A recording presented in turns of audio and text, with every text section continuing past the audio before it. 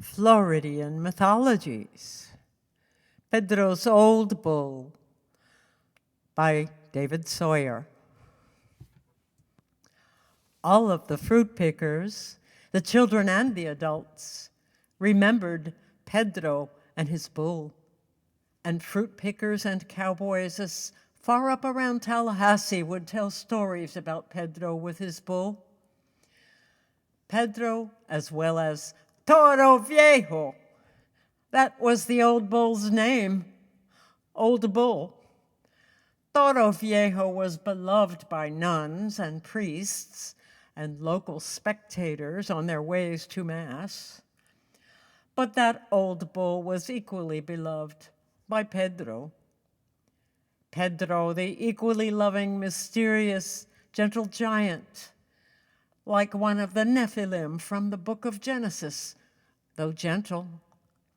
But Pedro, he took pride in the Longhorn mayhem or the stigmas by the Basurda Blanca or rednecks.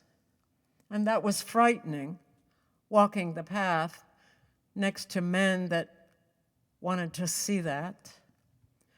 Piece of shit bull. We should just cut his ass up into small steaks. Everyone knew Pedro because he was also the local wheeled kiosk ice cream man for all of the fruit pickers. Did he serve the white man? Yes, he did on occasion, but there wasn't many an hombre blanco. But they would give him $1 or $2. They did if they were tourists. And being the charmed tourist with Pedro was also the same way local DeSoto County folk would be anyway. On the side of Pedro's ice cream kiosk was a painting he painted himself of Toro Viejo.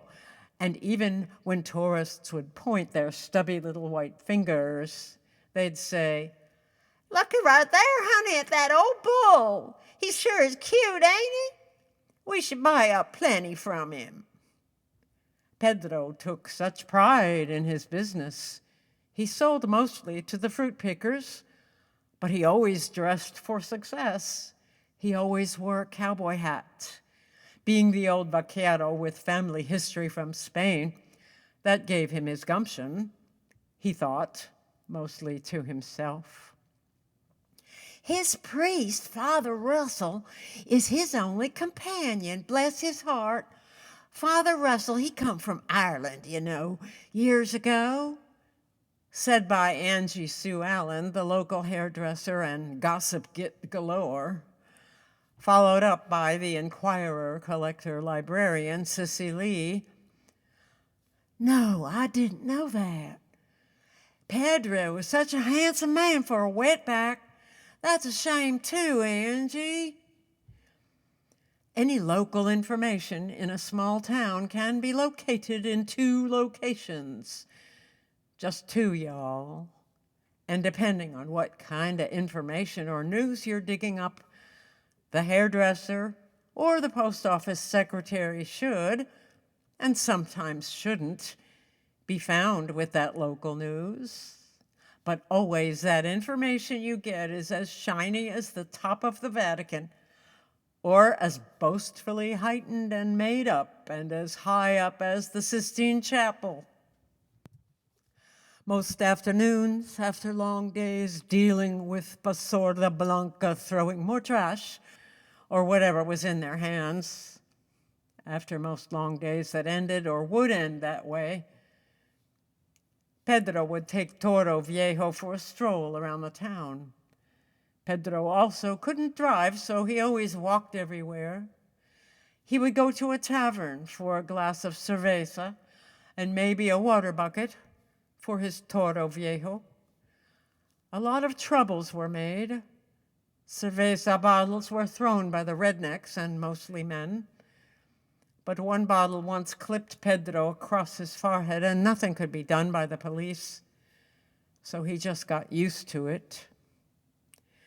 There was one verse in the Bible that comforted him when problems like that would happen. Matthew 5:39. But I say unto you that ye resist not evil, but whosoever shall smite thee on thy right cheek, turn to him the other also.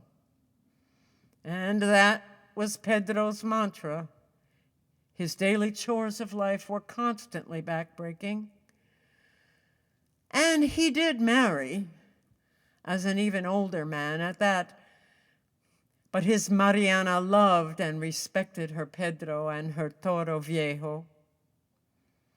I bet if heaven is like Pamplona, there was no rush for the three of them, but they ran up to heaven, the three of them, just a smiling together.